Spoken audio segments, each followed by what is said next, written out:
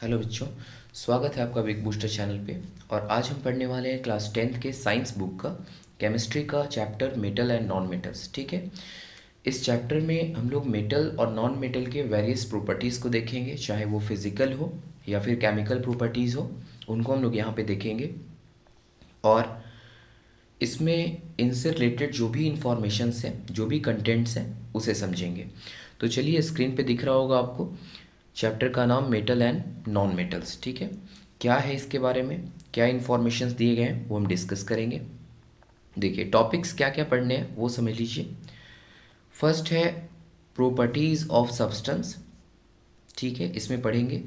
Second है कि chemical properties of metals, कि मेटल्स का केमिकल प्रॉपर्टीज़ क्या है। रिएक्टिविटी सीरीज़ के बारे में जानेंगे कि कैसे मेटल्स को अकॉर्डिंग टू रिएक्टिविटी उन्हें अरेंज किया जाता है।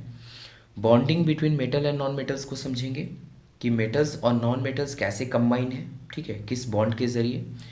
Extraction of metals from ores, की ओर्स से मेटल कैसे एक्सट्रैक्ट किए जाते हैं, निकाले जाते हैं, उस चीज़ को यहाँ डिस्कस करेंगे। और जो हमारा लास्ट टॉपिक होगा वो होगा कोरोजन। ठीक है, कि कोरोजन क्या होता है। जैसे आपने देखा है रस्टिंग ऑफ आयरन, वो भी एक कोरोजन का टाइप है, वो मेटल्स ख़राब होते हैं उसमें। इन सब चीज़ों के ऊपर हम लोग यहाँ पे डिस्कस करेंगे।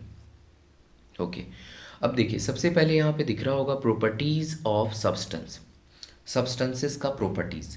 देखिए, मेटल्स का क्या क्या प्रॉपर्टीज़ है। फर्स्ट है वो लस्टर होता है, लस्टर है ना, उसका शाइनिंग सरफेस होता है, बहुत ही ब्रिलियंट होता है वो, है ना। और आप देख रहे हैं कि जितने भी ज्वेलरी यूज़ होते हैं, जो बहुत लोग यूज़ करते हैं, चाहे वो नेकलेस हो, एंकलेट हो, ईयर रिंग, नोज रिंग, बहुत सारे, तो वो सारे किसके बने होते हैं, मेटल्स के। रीज़न क्या होता है, तो मेटल्स जो होते हैं वो लस्टर होते हैं, वो शाइन करते हैं। ठीक है, गोल्ड हो गया, सिल्वर हो गया, बहुत ये पॉपुलर है। ये बहुत ज़्यादा यूज़ किया जाता है ज्वेलरी में। सेकेंड है हार्डनेस, ये हार्ड होते हैं।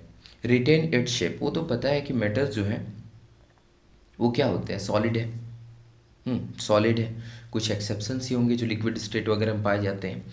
तो ये रिटेन किए हुए रहता है अपने शेप को।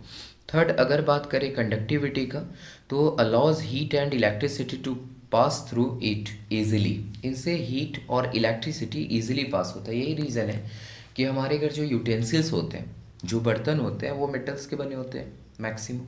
रीज़न क्या होता है, तो वो मेटल्स जो है वो गुड कंडक्टर है हीट और इलेक्ट्रिसिटी का, है ना। अगर हम उन्हें हीट करें तो फिर वो बर्तन पूरा हीट हो जाएगा, और फिर जो भी उसके अंदर हमने डाला है वो वहाँ पे पक जाएगा।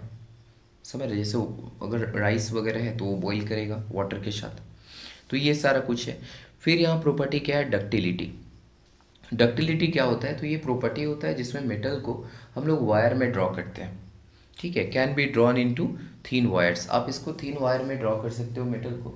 मेटल्स डक्टाइल होते हैं, अपने जान आप में भी आपको पता होगा कि 1 ग्राम गोल्ड से 2 किलोमीटर तक का वायर हम लोग ड्रॉ कर सकते हैं, खींच सकते हैं। तो आप समझ सकते हैं कि मेटल्स जो हैं, और हमारे घर जितने भी वायर्स यूज़ होते हैं इलेक्ट्रिसिटी में, वो मेटल्स के ही होते हैं। वो अलग है, बात है कि उसके ऊपर पीवीसी का, पॉलीविनाइल क्लोराइड, है ना, उस प्लास्टिक का कवर होता है ताकि हमें इलेक्ट्रिक शॉक फील ना हो।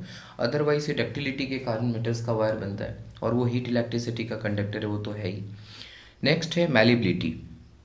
तो मैलिबिलिटी क्या है, ये एक ऐसा प्रॉपर्टी है मेटल का जिसमें इसे हम लोग क्या करते हैं, हैमरिंग करके एक शेप देते हैं मेटल को। यहाँ पे लिखा है कैन बी प्रेस्ड और रोल्ड इनटू थिन शीट, उसको आप थिन शीट में कन्वर्ट कर सकते हो, बदल सकते हो।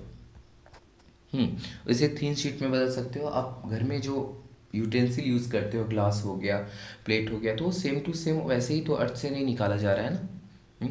उसको वो शेप प्रोवाइड किया जा रहा है, समझ रहे बात को। तो वो शेप प्रोवाइड हो रहा है बिकॉज वो मेटल है, उसके अंदर मैलेबिलिटी प्रॉपर्टी है।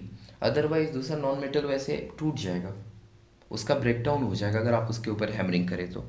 फिर है sonority, ringing sound when struck. आप देखते हैं कि हमारे स्कूल का जो बेल होता है वो मेटल का बना होता है, मेनली कॉपर का बना होता है।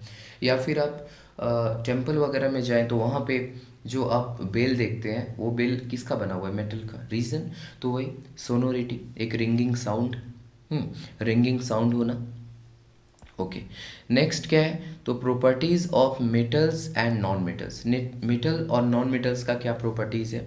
तो आप देख पा रहे हो कि generally metal show property like lustre, जो हमने डिस्कस किया कि वो शाइन करते हैं, हार्डनेस होता है उनके अंदर, डक्टिलिटी मैंने बताया कि उन्हें वायर के रूप में ड्रॉ कर सकते हैं, मैलेबिलिटी उनको हैमरिंग करके थिन शीट्स में कन्वर्ट किया जा सकता है, conduction of heat and electricity, ये हीट इलेक्ट्रिसिटी के कंडक्टर होते हैं, but non metals do not show such properties, in properties को नॉन मेटल्स नहीं शो करते हैं, ठीक है, नहीं दिखलाते हैं। ओके, आगे यहाँ पे फिर क्या है कि एक्सेप्शंस, कुछ एक्सेप्शंस के ऊपर बात कर लें।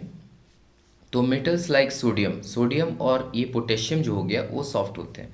जनरली मेटल्स हार्ड होते हैं, बट सोडियम पोटेशियम बहुत सॉफ्ट है, और ऐसा कहा जाता है, ठीक है, ऐसा होता है कि इन्हें आप नाइफ से इजीली काट सकते हैं, केक के ऐसा, जैसे आप पेस्ट्री केक्स को आप इजीली नाइफ से कट कर लेते हैं, सिमिलरली आप सोडियम पोटेशियम को भी इजीली कट कर सकते हैं। Non metals like carbon, diamond are extremely hard, जबकि आप देखेंगे नॉन मेटल्स में जो डायमंड है वो एक्सट्रीमली हार्ड होता है, बहुत ही ज़्यादा हार्ड होता है, जबकि नॉन मेटल्स तो सॉफ्ट होते हैं, बट कुछ एक्सेप्शंस है, डायमंड वगैरह। नेक्स्ट है metals like mercury are liquid at room temperature, आपने देखा कि मेटल्स जो होते हैं वो जनरली अपने शेप को रिटेन करते हैं, वो सॉलिड स्टेट में मैक्सिमम पाए जाते हैं, लेकिन जो मरकरी है वो लिक्विड स्टेट में होता है, रूम टेम्परेचर पे लिक्विड स्टेट में होता है। फिर लिखा है non metals like carbon, graphite are good conductors, graphite जो है वो गुड कंडक्टर है, जबकि नॉन मेटल्स तो इंसुलेटर होते हैं, लेकिन जो ग्रेफाइट है कार्बन का एलोट्रॉप वो गुड कंडक्टर है। Non metals like iodine are lustres, दूसरी बात है कि नॉन मेटल जैसे आयोडीन, एक्चुअली नॉन मेटल्स तो उतने शाइन नहीं करते हैं, इसलिए उनका ज्वेलरी में यूज़ नहीं होता, तो हम लोग डिस्कस ही किए, बट कुछ कुछ जो होते हैं नॉन मेटल्स जैसे आयोडीन हो गया वो लस्टर होता है, वो चमकता है, ठीक है। अब आगे डिस्कस करते हैं। अब बात कर रहे हैं chemical properties of metals, metals का केमिकल प्रॉपर्टीज। ओके, तो यहाँ पे देख रहे हैं reaction of metals with oxygen, metal का ऑक्सीजन के साथ रिएक्शन। तो देख रहे हैं कि मेटल्स होते हैं generally react with oxygen to form metal oxides, ये सब क्या करते हैं कि ऑक्सीजन के साथ रिएक्शन करके, ठीक है, मेटल ऑक्साइड्स बनाते हैं, और जनरली वो मेटल ऑक्साइड्स जो होते हैं तो वो किस नेचर के होते हैं, तो वो बेसिक नेचर के होते हैं मेटल ऑक्साइड्स। देखिए यहाँ पे लिखा है कि metal plus oxygen gives you metal oxide, है ना, ये रिएक्टेंट हो गए ये दोनों, और ये प्रोडक्ट में मेटल ऑक्साइड बना। नेक्स्ट है कि different metals react differently with oxygen, देखिए अलग अलग मेटल्स जो होते हैं ना वो अलग अलग तरीके से ऑक्सीजन के साथ रिएक्ट करते हैं, समझ रहे हैं। जैसे आप देख पा रहे हो metals like potassium and sodium react vigorously with oxygen, जो पोटेशियम और सोडियम होता है ना वो बहुत फास्ट रिएक्शन करता है ऑक्सीजन के साथ, इसीलिए इसे हम लोग केरोसिन ऑयल में रखते हैं, क्योंकि अगर आप इसे कहीं और रखें, इवन आप वाटर में भी रखें तो वो रिएक्ट करके बर्न कर जाएगा, ठीक है। दूसरा है कि metals like silver and gold do not react with oxygen, जबकि आपका सिल्वर और गोल्ड जो होता है वो रिएक्ट नहीं करता ऑक्सीजन के साथ, है ना। Metals like silver and gold क्योंकि ये लेस्ट रिएक्टिव है, ये तो रिएक्शन करते ही नहीं, यही रीज़न है कि ये जल्दी ख़राब भी नहीं होते। फिर है properties of metal oxide, metal oxide का प्रॉपर्टीज़। तो generally metal oxides are basic in nature, वो तो हम लोगों ने डिस्कस ही किया कि जो मेटल ऑक्साइड्स होते हैं वो बेसिक नेचर के होते हैं, मेटल ऑक्साइड्स जो होते हैं वो बेसिक नेचर के होते हैं एंड इनसॉल्यूबल इन वाटर, ये वाटर में इनसॉल्यूबल होते हैं। सब मेटल ऑक्साइड्स, कुछ मेटल ऑक्साइड्स जो होते हैं dissolve in water to form alkalis, ये एल्कली बनाते हैं, एल्कली शायद आप जान रहे हो, वाटर सॉल्यूबल बेस को हम लोग एल्कली कहते हैं, जैसे आप देख पा रहे हो NaOH ये एक एल्कली है, ठीक है, ये वाटर सॉल्यूबल बेस है। तो ये सोडियम ऑक्साइड है और ये सॉलिड स्टेट में रिएक्ट किया H2O के साथ जो कि लिक्विड स्टेट में है, रिएक्ट करके बनाया 2NaOH, AQ मीन्स एक्वस, वो वाटर में डिजॉल्व है, ठीक है, तो ये एक एल्कली है। सब मेटल ऑक्साइड्स आर एम्फोटेरिक, कुछ मेटल ऑक्साइड्स होते हैं वो एम्फोटेरिक होते हैं, एम्फोटेरिक कहने का मतलब है कि sometimes they behave like an acid and sometimes they behave like what, behave like base, yes, वो कभी एसिडिक गैसेस के ऐसा बिहेव करते हैं, कभी वो बेसिक गैसेस के ऐसा बिहेव करते हैं, इनका बिहेवियर जो होता है वो अलग अलग होता है सिचुएशन के अकॉर्डिंग, जैसे एल्यूमिनियम ऑक्साइड हो गया, है ना, और जिंक ऑक्साइड, ये एम्फोटेरिक ऑक्साइड है, मीन समटाइम्स ये एसिडिक ऑक्साइड के ऐसा बिहेव करते हैं, समटाइम्स ये बेसिक ऑक्साइड के ऐसा बिहेव करते हैं। फिर है एनोडाइजिंग, सॉरी, यहाँ पे anodizing is an electrolytic process for producing thick oxide coating on metals such as aluminium. दूसरी बात क्या है कि अगर हम लोग यहाँ पे देखते हैं कि कुछ मेटल्स ऐसे हैं जो कि अपने ऑक्साइड का, जैसे एल्यूमिनियम जो है, एल्यूमिनियम ऑक्साइड का एक लेयर बना लेता है अपने ऊपर, उसके बाद उसमें रस्टिंग वस्टिंग नहीं होता है, वो एक कह सकते हैं आप कि एक सेफ लेयर है ना, एक बना लेता है अपने ऊपर एल्यूमिनियम ऑक्साइड का, जिसके बाद फिर उसमें जंग वंग कोरोजन वगैरह नहीं होता। The oxide layer on aluminium improves its resistant to corrosion. वो मैंने बताया कि वो जब एल्यूमिनियम ऑक्साइड का लेयर बना लेगा तो फिर वो क्या हो जाता है, वो सेफ हो जाता है फिर, है ना, वो एक तरीके से अपने क्वालिटी को इन्हांस कर लेता है, फिर उसमें कोरोजन वगैरह वाला झमेला नहीं होता है। सेकेंड है reaction of metals with water. Metals का वाटर के साथ रिएक्शन। तो metals generally react with cold water. ये क्या करते हैं, तो कोल्ड वाटर के साथ रिएक्शन करते हैं टू फॉर्म, और ये बनाते हैं मेटल हाइड्रोक्साइड, है ना, and hydrogen gas. Metal generally react with steam, ये स्टीम के साथ भी रिएक्शन करते हैं to form metal oxide and hydrogen gas. ठीक है, कुछ कुछ मेटल, जैसे कुछ कुछ मेटल्स तो आपका कोल्ड वाटर से भी रिएक्ट कर जाते हैं, जैसे में सोडियम पोटेशियम वगैरह, लेकिन कुछ मेटल्स ऐसे भी हैं जो स्टीम के साथ रिएक्शन करते हैं और वो मेटल ऑक्साइड और हाइड्रोजन गैस का फॉर्मेशन करते हैं। मेटल्स लाइक पोटेशियम, पोटेशियम हो गया, सोडियम हो गया, react violently with cold water. ये कोल्ड वाटर के साथ भी रिएक्शन कर लेते हैं, बहुत ही ज़्यादा विग्रस रिएक्शन करते हैं ये। जबकि metals like aluminium, iron, zinc do not react with cold water. ये कोल्ड वाटर के साथ रिएक्शन नहीं करते हैं, बट ये स्टीम के साथ रिएक्शन कर जाते हैं। ठीक है, ये स्टीम के साथ रिएक्शन कर जाते हैं। Metals like copper, silver and gold do not react with water at all. जबकि ये सिल्वर, गोल्ड और आपका कॉपर, ये तो वाटर के साथ रिएक्शन ही नहीं करता, चाहे वो कोल्ड वाटर हो या फिर स्टीम हो। Okay, reaction of metals with acid. अब आप देख रहे हैं reaction of metals with acids.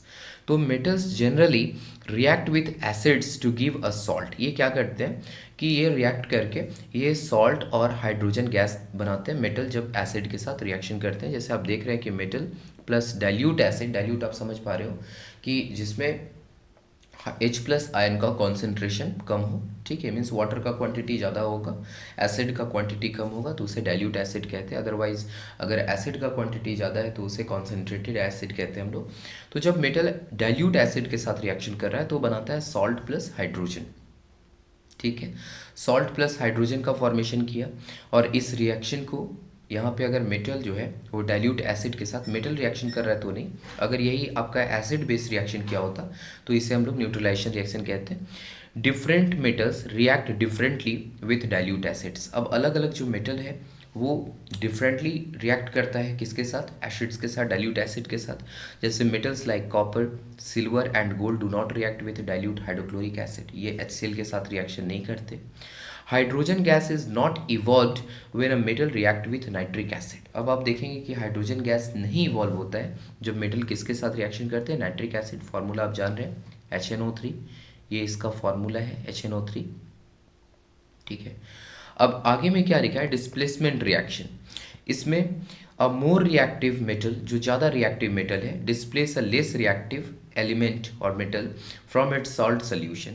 जैसे आप देख रहे हैं अगर एक मेटल X है और एक सॉल्ट सोल्यूशन है मेटल Y का, तो ये जो मेटल X है वो इसको डिस्प्लेस कर दिया, Y को साइड कर दिया, जबकि खुद इस Y वाले पोजीशन को यहाँ पे ले लिया है, सॉल्ट सोल्यूशन ऑफ X। ठीक है, तो ये डिस्प्लेसमेंट रिएक्शन हुआ। इसमें जो हाई रिएक्टिव मेटल है ना, वो लिस्ट रिएक्टिव मेटल को डिस्प्लेस कर देता है उसके पोजीशन से। फिर है रिएक्टिविटी सीरीज। तो रिएक्टिविटी सीरीज क्या है, तो आप देख पा रहे हो अगर आप मेटल्स को अरेंज करते हो, ठीक है, अकॉर्डिंग टू डिक्रीजिंग रिएक्टिविटी, तो उस सीरीज को हम लोग क्या बोलते हैं, रिएक्टिविटी सीरीज। जैसे आप देख पा रहे हो a list of metal arranged in the order of their decreasing reactivity. अब आप यहाँ पे देख पा रहे हो कि सबसे टॉप पे पोटेशियम है जो कि हाई क्या कह सकते हैं आप, मोस्ट रिएक्टिव है। फिर सोडियम है, उससे थोड़ा सा कंपैरेटिवली हल्का कम रिएक्टिव है। फिर calcium, magnesium, aluminium, zinc, iron, lead, hydrogen, copper, mercury, है ना, सिल्वर, गोल्ड, ये रिएक्टिविटी के अकॉर्डिंग इसको अरेंज किया गया है। आप देख रहे हो टॉप पे सोडियम पोटेशियम है, पोटेशियम सोडियम, और नीचे में जो है वो आपका बॉटम में सिल्वर और गोल्ड है, समझ रहे हैं। तो ये उनके रिएक्टिविटी के अकॉर्डिंग अरेंज किया गया है, तो इसे हम लोग रिएक्टिविटी सीरीज कहते हैं। सेकेंड आप देख पा रहे हो कि सोडियम वाटर के साथ रिएक्शन करके बना रहा है sodium hydroxide plus hydrogen gas. उसी तरीके से एल्यूमिनियम वाटर के साथ रिएक्शन करके aluminium oxide plus hydrogen gas. Zinc HCl के साथ रिएक्शन करके ZnCl2 और H2। मतलब आप देख पा रहे हैं कि जब भी मेटल रिएक्शन कर रहा है किसके साथ, तो वाटर के साथ रिएक्शन कर रहा है, यहाँ पे सोडियम तो एल्कली बना रहा है। जबकि अगर वो एसिड के साथ रिएक्शन कर रहा है तो वो सॉल्ट और साथ में क्या हाइड्रोजन गैस का फॉर्मेशन कर रहा है। ठीक है, तो आप देख पा रहे हैं नीचे वाला लिस्ट रिएक्टिव है। A metal place at the top of the reactivity series can displace a metal place lower in it a displacement reaction. आप देख पा रहे हैं कि जो ऊपर में मेटल्स हैं वो नीचे के मेटल्स के मतलब कम रिएक्टिव मेटल्स को डिस्प्लेस कर देते हैं। ठीक है, इसे डिस्प्लेसमेंट रिएक्शन भी कहते हैं हम लोग। Metals placed between hydrogen can not displace it from dilute acid as hydrogen gas. जो हाइड्रोजन के नीचे वाले मेटल्स हैं ना, ये सब क्या कर सकते हैं, एसिड में से हाइड्रोजन को डिस्प्लेस नहीं कर सकते। ठीक है।